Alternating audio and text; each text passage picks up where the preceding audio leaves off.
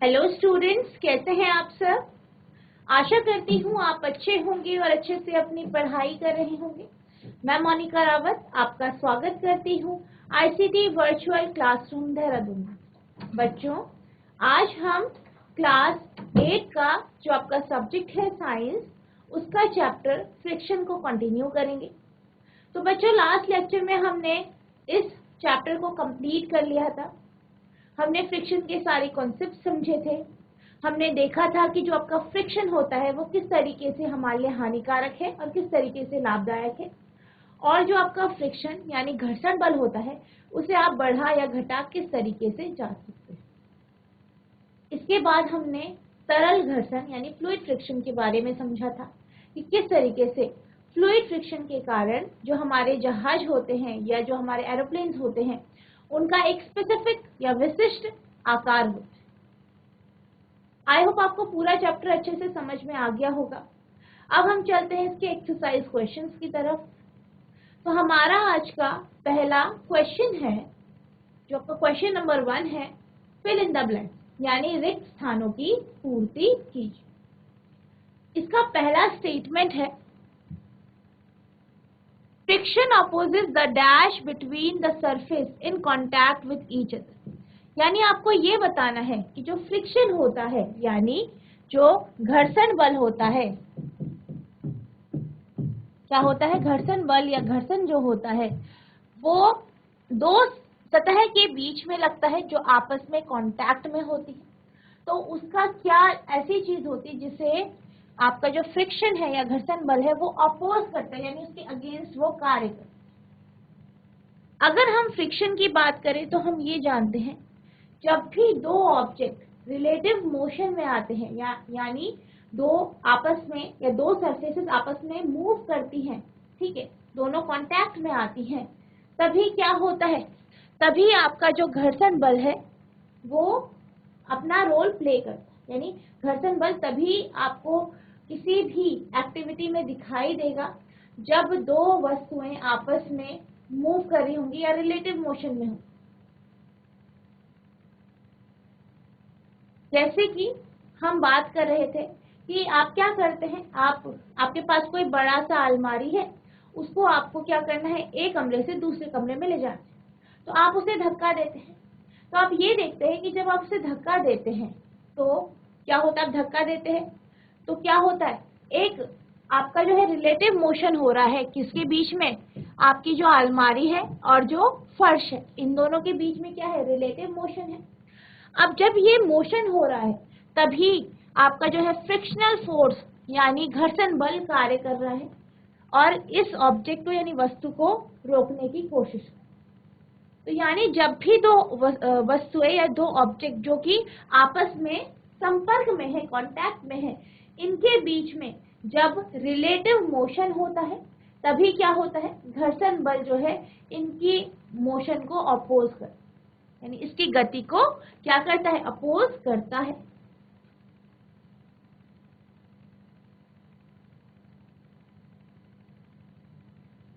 अब next question है आपका, friction depends on the dash of surface, यानी जो घर्षण होता है वो सतह की क्या पे डिपेंड। बेसिकली जब हम घर्षण के बारे में समझ रहे थे हमने देखा था कि अगर कोई सतह खुरदुरी है, ठीक है, कैसी है, अनइवन है, खुरदुरी है, वो अगर दूसरी सतह के कांटेक्ट में आती है तो क्या होता है, आप ये देखते हैं कि उसे मूव करना थोड़ा सा डिफिकल्ट होता है। किसके कंपैरिजन में, ऐसी वस्तु के या ऐसी ऑब्जेक्ट के कंपैरिजन में जिसकी सतह चिकनी है। तो इससे हमें क्या पता चला कि जब भी हम फ्रिक्शन की बात करते हैं तो फ्रिक्शन ऐसी वस्तुओं में ज्यादा लगता है जिन वस्तुओं के बीच का जो संपर्क का जो सतह है वो अनइवन होती है, यानी खुरदुरी होती है या रफ होती है। वहीं अगर हम बात करें ऐसी वस्तुओं की जिनकी सतह समतल है, स्मूथ है, चिकनी है, उनके बीच में अगर हम क्या करते हैं, रिलेटिव मोशन कराते हैं तो वो जो ऑब्जेक्ट है या वस्तु है वो आसानी से मूव कर लेती है गति करने। तो इसका मतलब क्या है, इसका मतलब ये है कि जो ऐसी वस्तुएं जिसकी सतह चिकनी होती है, स्मूथ होती है उसमें फ्रिक्शन फोर्स कम लगता है, यानी जो घर्षण बल है वो कम लगता है। वहीं ऐसी वस्तुएं जिनकी सतह खुरदुरी होती है उनमें फ्रिक्शन फोर्स ज्यादा लगता है, यानी घर्षण बल ज्यादा लगता है। इस कॉन्सेप्ट को हमने डीपली समझा था कि जब हम बात करते हैं आपका जो खुरदुरी सरफेस होती है, ठीक है, खुरदुरी सरफेस जो होती है उनके बीच में स्पेस रहता है, जिस कारण क्या होता है, इंटरलॉकिंग इजीली हो जाती है। यानी दो सतहें जो कि खुरदुरी है, क्या है, दो सतहें जो कि खुरदुरी है, इस तरीके से अगर वो आपस में कांटेक्ट में आती है तो इनके बीच में जो इंटरलॉकिंग बनती है वो इजीली यानी आसानी से बन जाती है। वहीं अगर हम किसी स्मूथ सरफेस की बात करें तो स्मूथ सरफेस के बीच में भी कुछ अनइवन सरफेस होती है, असमतल सतह होती है, लेकिन ज्यादातर क्या होती है, स्मूथ होती है, चिकनी होती है, जिस कारण इंटरलॉकिंग उतनी आसानी से नहीं हो पाती। तो अगर हम बात करें फ्रिक्शन की, तो friction depends on the dash of surface. तो यहाँ पे आपका आंसर आएगा स्मूथनेस, या आप नेचर भी लिख सकते हैं कि जो सरफेस है, सतह है, उसकी प्रकृति क्या होगी, उसकी नेचर के ऊपर डिपेंड।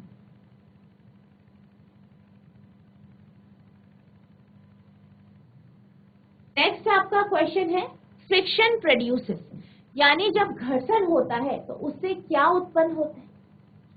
अगर हम घर्षण की बात करें, घर्षण से क्या होता है, इस कॉन्सेप्ट को अगर हम समझें तो बेसिकली आपने कई बार देखा होगा सर्दियों में जब आपको हाथों में ठंड लग रही होती है तो आप अपने हाथों को इस तरीके से रब करते हैं, ठीक है, इस तरीके से रगड़ते हैं।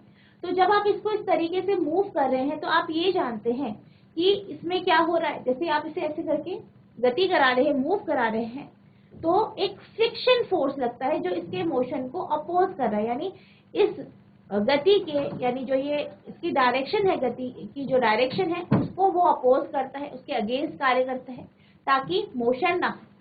तो बेसिकली जब हम इस तरीके से हाथ रगड़ रहे हैं तो फ्रिक्शन क्या कर रहा है, अपना रोल प्ले कर रहा है, घर्षण अपना जो काम है वो कर रहा है। अब इस घर्षण के कारण क्या होता है, हमारे हाथ गर्म हो जाते, क्या हो जाते हैं, गर्म हो जाते। इसी तरीके से जब हम पढ़ रहे थे कि जो आपकी मशीन होते हैं, मशीन के पुर्जे होते हैं, वो आपस में जब स्लाइड करते हैं, ठीक है, तो क्या होता है, गर्मी उत्पन्न होती है, जिस कारण जो आपके मशीन है उसके पुर्जे खराब हो सकते। तो यानी कि जब वो स्लिप कर रहे हैं तो बीच में क्या आ रहा है, फ्रिक्शनल फोर्स यानी घर्षण बल। तो यानी घर्षण बल क्या उत्पन्न कर रहा है, हीट यानी ऊष्मा को उत्पन्न कर रहा है। यानी अगर हम बात करें इस स्टेटमेंट की कि फ्रिक्शन प्रोड्यूसेस यानी घर्षण बल क्या उत्सर्जित करता है, तो बेसिकली हीट यानी ऊष्मा जो है ये आपका घर्षण बल उत्सर्जित करता है।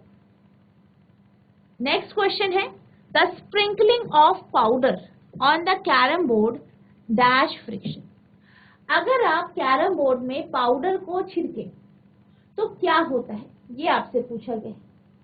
अगर हम कैरम बोर्ड की बात करें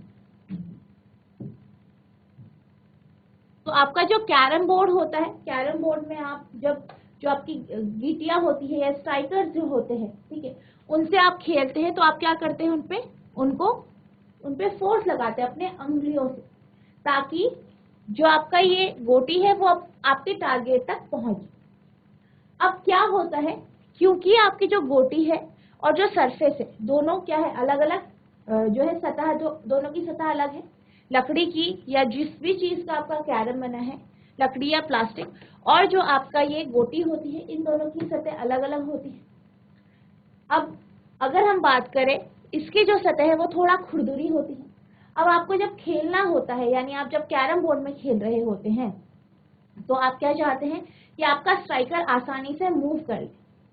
तो आप ये जानते हैं जब स्ट्राइकर मूव करेगा तो ऑब्वियस सी बात है क्या होगा, फ्रिक्शनल फोर्स लगेगा, घर्षण बल लगेगा, जो कि जो आपके स्ट्राइकर है इसके मोशन को, यानी इसका जो गति है उसको वो अपोज करेगा, उसके विपरीत वो कार्य करेगा, उसको रोकने की वो कोशिश करेगा। तो इससे बचने के लिए हम क्या करते हैं, इस पे पाउडर को छिड़क देते। तो जैसे ही आप इस पे पाउडर को छिड़कते हैं तो कैरम की जो सरफेस होती है, उसकी जो सतह होती है वो स्मूथ यानी चिकनी हो जाती है। अब जब पाउडर की सतह, जो सतह है वो यानी जो आपका कैरम बोर्ड है उसकी जो सतह पे हम पाउडर को फैला देते हैं तो सतह चिकनी हो जाती है। अब चिकनी होने के कारण क्या हो जाता है, जो इंटरलॉकिंग है वो कम हो जाती है, या जो अनइवन सरफेस है वो भर जाती है। क्या होती है, जो अनइवन यानी असमतल जो सतह है वो भर जाती है पाउडर से, जिससे पूरी सतह या सरफेस जो है वो स्मूथ यानी चिकनी हो जाती है, और हमारा जो स्ट्राइकर है वो आसानी से, यानी जो आपकी गोटियां हैं वो आसानी से इस कैरम बोर्ड में मूव कर पाती है या गति कर पाती है। तो बेसिकली हम क्या करते हैं, हम पाउडर को स्प्रिंकल करके यानी पाउडर को छिड़क के कैरम बोर्ड में जो फ्रिक्शन यानी घर्षण बल उत्पन्न होता है उसे हम कम कर देते हैं। अब अगर हम स्टेटमेंट पे आए तो हमसे ये पूछा गया है कि the sprinkling of powder on the carrom board dash friction, यानी आपसे ये कहा गया है कि जो स्प्रिंकलिंग है कैरम बोर्ड में, अगर हम स्प्रिंकलिंग करते हैं किसकी, पाउडर को छिड़क देते हैं तो उससे क्या होता है, उससे कैरम बोर्ड पे जो फ्रिक्शन होता है, घर्षण बल होता है, वो कम हो जाता है। क्या हो जाता है, कम हो जाता है, यानी रिड्यूस हो जाता है। तो यही कारण होता है कि हम कैरम बोर्ड में क्या करते हैं, पाउडर को छिड़कते हैं। नेक्स्ट आपका स्टेटमेंट है sliding friction is dash than static friction, यानी आपसे ये पूछा गया है कि जो स्लाइडिंग फ्रिक्शन होता है वो स्टैटिक फ्रिक्शन से कैसा होता है, बड़ा होता है या छोटा। अब अगर हम स्टैटिक फ्रिक्शन की बात करें तो जब हम स्टैटिक फ्रिक्शन की बात करते हैं तो स्टैटिक मतलब स्थिर, यानी ऐसा फ्रिक्शन जो ऐसी ऑब्जेक्ट पे लगता है जो कि स्थिर अवस्था,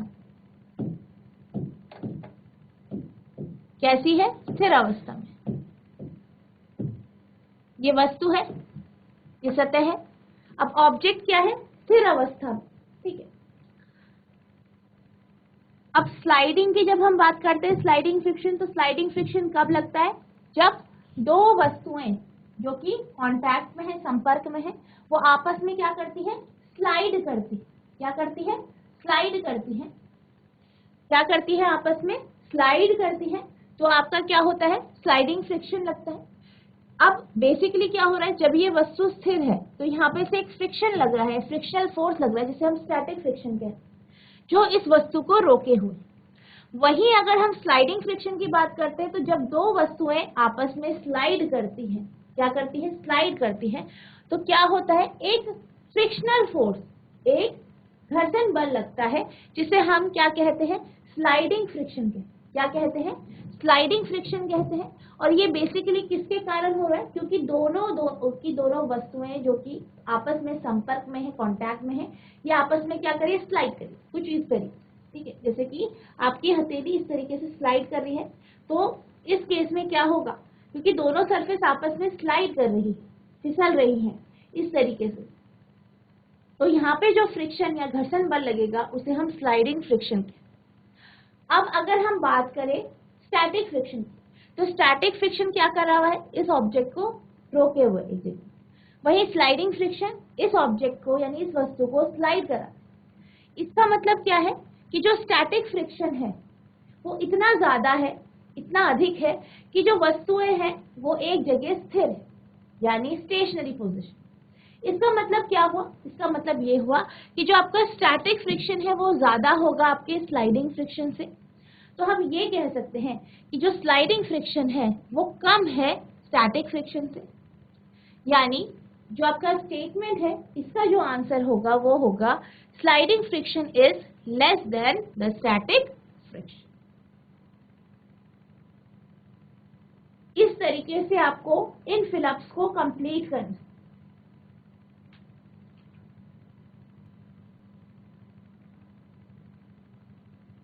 आई होप आपको ये क्वेश्चन समझ में आया होगा। अब हम चलते हैं अपने अगले प्रश्न की तरफ। तो हमारा अगला प्रश्न है, क्योंकि आपका क्वेश्चन नंबर 2 है, 4 children were asked to arrange forces due to rolling, static, sliding frictions in decreasing order. Their arrangement are given below. Choose the correct arrangement. यानी 4 बच्चे हैं और उन्हें कहा गया है कि 3 आपके पास फ्रिक्शन है, स्लाइडिंग फ्रिक्शन, स्टैटिक फ्रिक्शन और रोलिंग फ्रिक्शन। आपको इनको डिक्रीजिंग ऑर्डर में लगाना है, यानी आपको इस तरीके से लगाना है कि सबसे ज्यादा फ्रिक्शन फोर्स कौन सा होता है, फिर कौन सा होता है, फिर कौन सा होता है, इस तरीके से आपको अरेंज करना।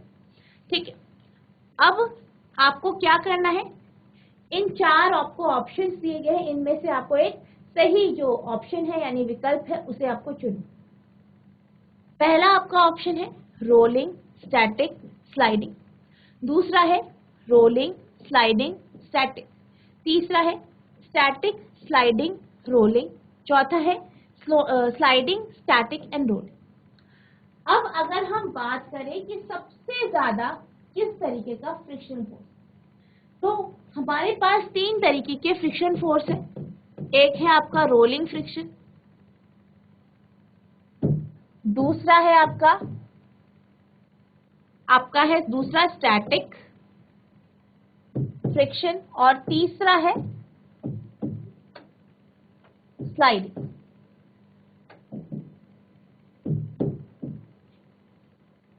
अब हम इन तीनों को समझते हैं बेसिकली। तो अगर हम बात करें स्टैटिक फ्रिक्शन की, तो स्टैटिक फ्रिक्शन कब लगता है, जब कोई वस्तु स्थिर अवस्था में हो, कोई भी वस्तु स्थिर अवस्था में, जैसे कि एक बहुत बड़ा बॉक्स है, बहुत भरा हुआ बॉक्स है, उसे आप धक्का दे रहे हैं, वो मूव ही नहीं कर रहा। क्यों नहीं कर रहा है, क्योंकि उस पर स्टैटिक फ्रिक्शन लगा। ठीक है, नेक्स्ट है आपका स्लाइडिंग फ्रिक्शन। ठीक है, अब आपने क्या किया, आपके पास एक बक्सा था, आपको उसे दूसरे कमरे में ले जाना, आप क्या करते हैं, उसे धक्का देते हैं और वो क्या करता है, स्लाइड करने लग जाता है। क्या करने लग जाता है, स्लाइड। तो ये आपका क्या हो गया, अब जैसे कि आप इस पे क्या कर रहे हैं, स्लाइड कर रहे हैं, स्लाइड करा रहे हैं उस वस्तु को, तो जब आप फोर्स लगा रहे हैं, बल लगा रहे हैं, और आपकी जो वो अलमारी है या वो डब्बा जो है वो मूव कर रहा है, स्लाइड कर रहा है, तो उस पे जो फ्रिक्शन लगेगा, उस पे जो एक ऑपोजिंग फोर्स लगेगी, यानी ऐसा बल लगेगा जो उसके मोशन को, उसकी गति को अपोज करेगा, उसके अगेंस्ट या उसके विपरीत कार्य करेगा, उसको रेजिस्ट करेगा, उसको हम स्लाइडिंग फ्रिक्शन कहते हैं। तीसरा रोलिंग फ्रिक्शन। तो रोलिंग फ्रिक्शन यानी जैसे कि आपके जो घर में जो ट्रॉली होती है, ट्रॉली के नीचे क्या होते हैं, रोलर्स होते हैं। तो रोलर्स क्या करते हैं, रोल करते हैं, गोल गोल घूमते हैं, जैसे कि आपके पहिए घूमते। अब जब आप ऐसी कोई आपके पास ट्रॉली है, उसको आप धक्का देते हो जिसके नीचे रोलर्स यानी व्हील लगे होते हैं, तो आप क्या देखते हो, आप आसानी से उसे मूव कर लेते हो, यानी आसानी से धक्का देके आप उसे एक कमरे से दूसरे कमरे तक ले जा पाते। आपको उतना ज्यादा फोर्स या बल नहीं लगाना पड़ता। तो रोलिंग फ्रिक्शन कहाँ पे लगता है, जब भी कोई भी ऑब्जेक्ट या वस्तु रोल कर रही होती है, तो उसके अगेंस्ट जो फ्रिक्शन लगता है उसे हम रोलिंग फ्रिक्शन। अब हम बात करते हैं कि इन तीनों में से कौन सा फोर्स या बल, फ्रिक्शनल फोर्स ज्यादा होता है।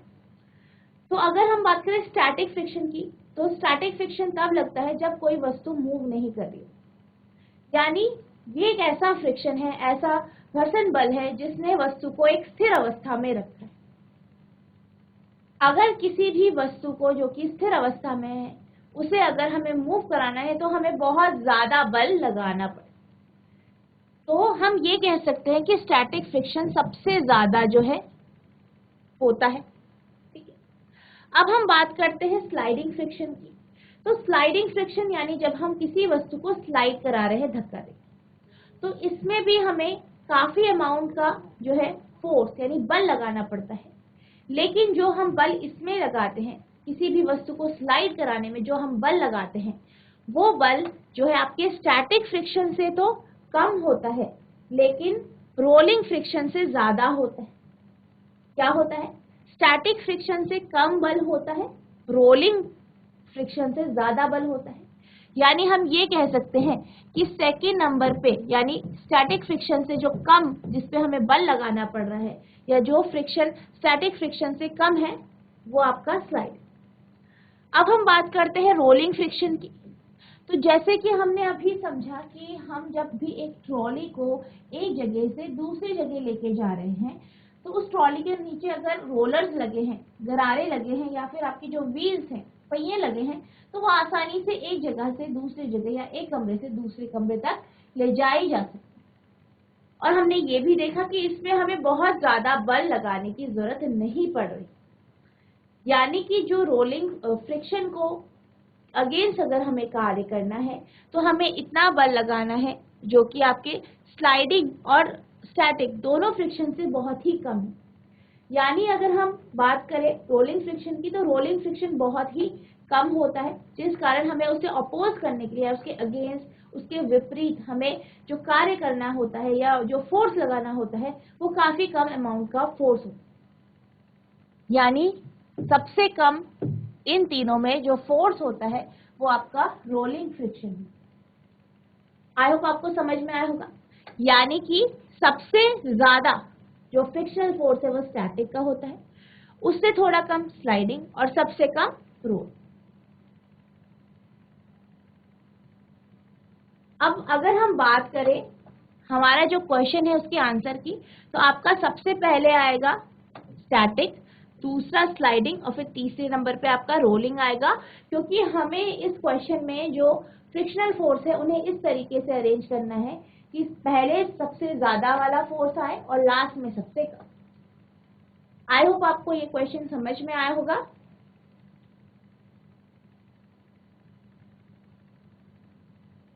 अब हमारा अगला प्रश्न है, Alida runs her toy car on a dry marble floor, then wet marble floor, newspaper and towel spread on the floor. The frictional force acting on the car are on different surfaces in increasing order will be. यानी आलिदा है, उसने क्या किया, अपने खिलौने को चलाया, पहले एक सूखे मार्बल के फर्श पे चलाया, फिर गीले मार्बल के फर्श पे चढ़ाया, फिर न्यूज़पेपर पे यानी अखबार पे, और फिर एक टॉवल यानी तौलिए के ऊपर चढ़ाया। आपको बताना है कि इन तीनों जो ये तीन सरफेसेस हैं, तीन सतह हैं, तीनों में फ्रिक्शनल फोर्स अलग लगा होगा, तो आपको इनको इंक्रीजिंग ऑर्डर में लगाना है कि किसमें सबसे ज्यादा फ्रिक्शन फोर्स लगा होगा और किसमें कम लगा। यानी पहले आपको ये बताना है कि आपको इस तरीके से अरेंज करना है कि सबसे कम फ्रिक्शन फोर्स, घर्षण बल किसमें लगा है, फिर किसमें, और सबसे ज्यादा किसमें लगा, यानी कम से ज्यादा की।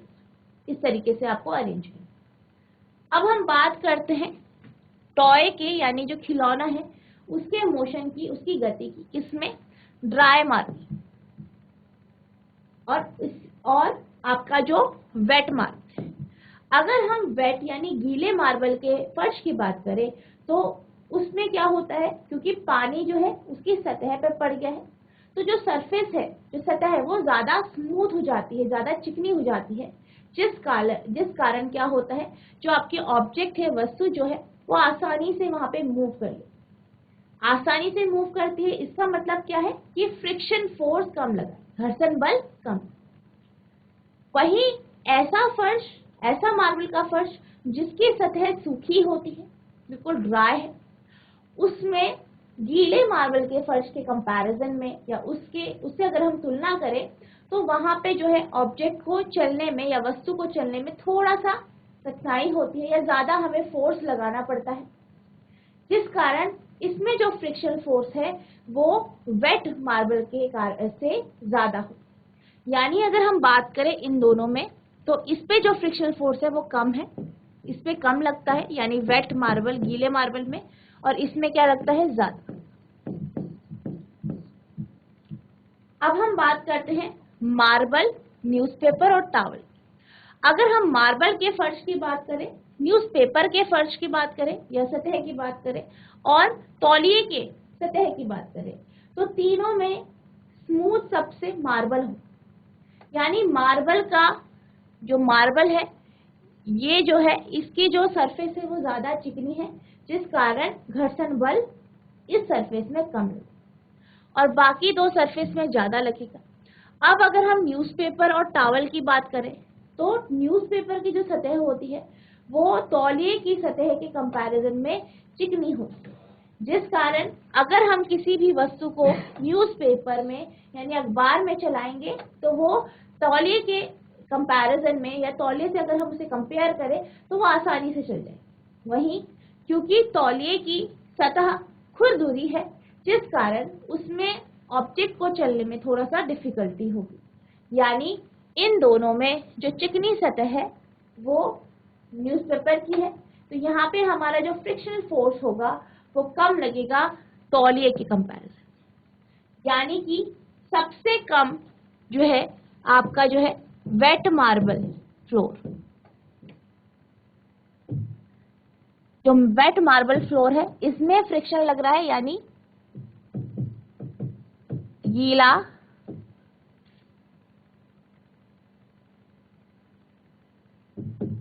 मार्बल का फर्श पहला सबसे कम, दूसरा आपका ड्राई मार्बल फ्लोर।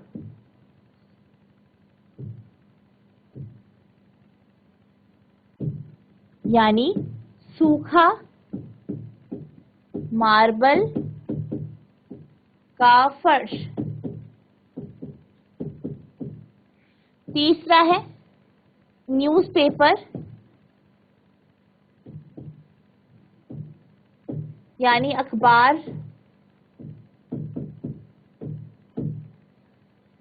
चौथा है टॉवल, यानी टॉवल जो होता है आपका तौलिया जो होता है, इसमें जो फ्रिक्शनल फोर्स लगता है वो सबसे ज्यादा लगता है क्योंकि इसकी सतह बहुत ज्यादा खुरदुरी है। तो ये क्या है, सीक्वेंस है। इस तरीके से कम से ज्यादा की तरफ जो है फ्रिक्शनल फोर्स का हमने इस तरीके से सीक्वेंस बनाया है। तो आपका जो आंसर होगा वो आपका यही होगा। यानी अगर हम ऑप्शंस को देखें तो इस ऑप्शंस में पहला जो ऑप्शन है वो आपका है wet marble floor, dry marble floor, newspaper and towel.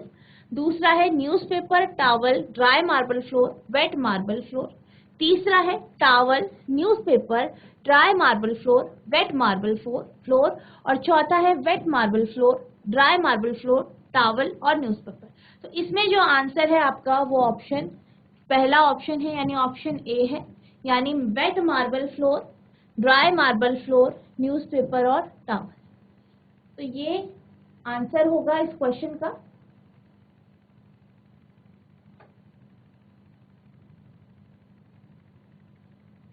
अब हम चलते हैं अगले प्रश्न की तरफ।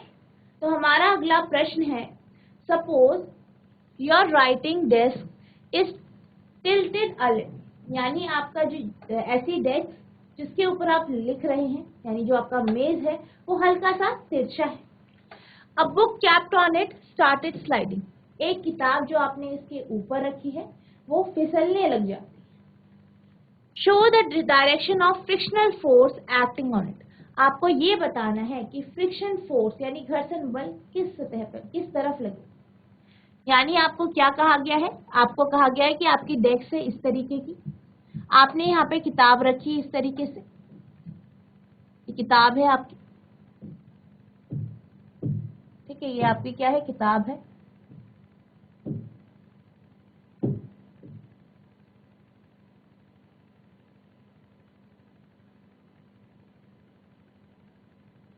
ठीक है, और ये इधर की साइड यानी इस दिशा में क्या कर रही है, मूव कर रही है नीचे की तरफ।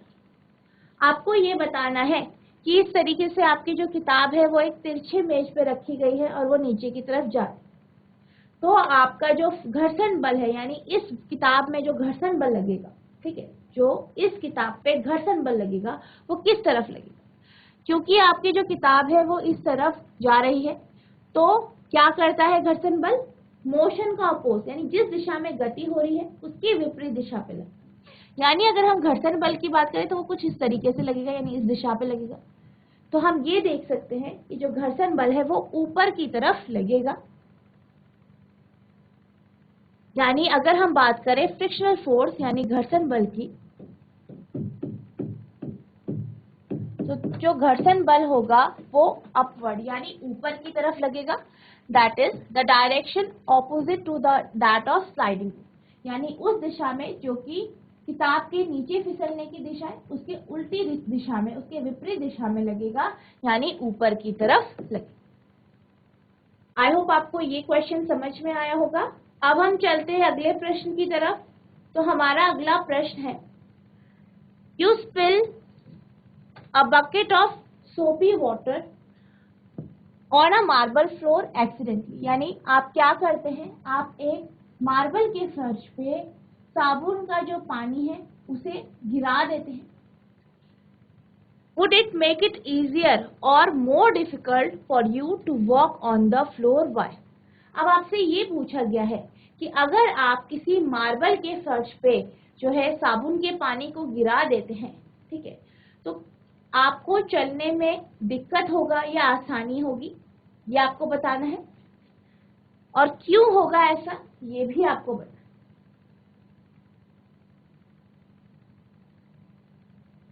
तो सबसे पहले हम बात करते हैं मार्बल के फर्श की। तो हम ये जानते हैं मार्बल का जो फर्श होता है वो ऑलरेडी काफी स्मूथ हो, यानी चिकना हो। अब आप क्या करते हो, उसके ऊपर साबुन के पानी को गिरा देते हो। अब साबुन के पानी के गिरने के कारण वो सतह और ज्यादा चिकनी यानी स्मूथ हो जाती है। कैसी हो जाती है, स्मूथ हो जाती है। यानी अब क्या होगा, जब आप उस पर चलेंगे तो आप क्या करेंगे, आपको फिसलने के चांसेस ज्यादा हो जाएंगे, क्योंकि सतह क्या होगी, बहुत ज्यादा चिकनी यानी स्मूथ हो गई, जिस कारण आपको यहाँ चलने में दिक्कत होगी, क्योंकि आपके जो पैर है वो ग्रिप नहीं बना पाएंगे। यानी जब आप उस पर चलेंगे तो आपके जो पैर है उनका, और जो आपकी मार्बल की सतह है, जो आपकी मार्बल की सरफेस है, उसके ऊपर आप जानते हैं कि सोप का पानी है, ठीक है, साबुन का पानी है, उसके साथ जो इंटरलॉकिंग होती है, जो इनके बीच में जो संपर्क आएगा, तो इंटरलॉकिंग अच्छे से नहीं हो पाएगी, जिस कारण आप फिसलेंगे। यही कारण है कि आपको ऐसी जगह पे या ऐसी सतह पे चलने में डिफिकल्टी यानी परेशानी होगी। तो आप इस क्वेश्चन का आंसर इस तरीके से लिखेंगे, the layer of soap makes the floor smooth due to which the friction is reducing.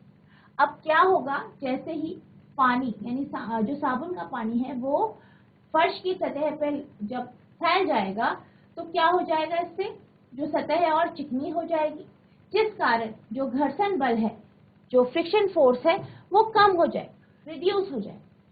This makes the floor slippery and the foot can not make a proper grip on the floor. इस कारण क्या होगा, जो फर्श है वो ज्यादा slippery, ज्यादा फिसलन वाला हो जाएगा, और आपके जो पैर है वो अच्छे से ग्रिप नहीं बना। Therefore, it is difficult to walk on a soapy floor. We may slip on the floor. तो यही कारण है कि ऐसे फर्श पे चलना जो है डिफिकल्ट हो जाता है, यानी आपको ऐसे फर्श पे चलने में परेशानी होती है और आप फिसल सकते हैं। तो यही कारण है कि आपका जो सोपी या फिर जो आपके साबुन के पानी से जो ऐसे फ्लोर जहाँ पे साबुन का पानी बिखरा हुआ है, ऐसा फर्श जहाँ पे साबुन का पानी बिखर रखा है, ऐसे फर्श में आपको चलने में परेशानी। आई होप आपको ये क्वेश्चन समझ में आया होगा। तो बच्चों, आज हमने जो आपका चैप्टर है फ्रिक्शन, उसके कुछ क्वेश्चन आंसर्स देखे हैं। आई होप आपको ये क्वेश्चन समझ में आए होंगे, आपने इन्हें ध्यानपूर्वक सुना होगा, और जो मैंने आपको इसमें बेसिक बातें बताई है, जो कॉन्सेप्ट्स बताए हैं, वो आपने ध्यानपूर्वक सुन के लिखा भी होगा अपनी नोटबुक में। तो बच्चों, आज के लिए बस इतना ही। मिलते हैं नेक्स्ट सेशन में आगे के और क्वेश्चंस के साथ। तब तक के लिए thank you and have a nice day.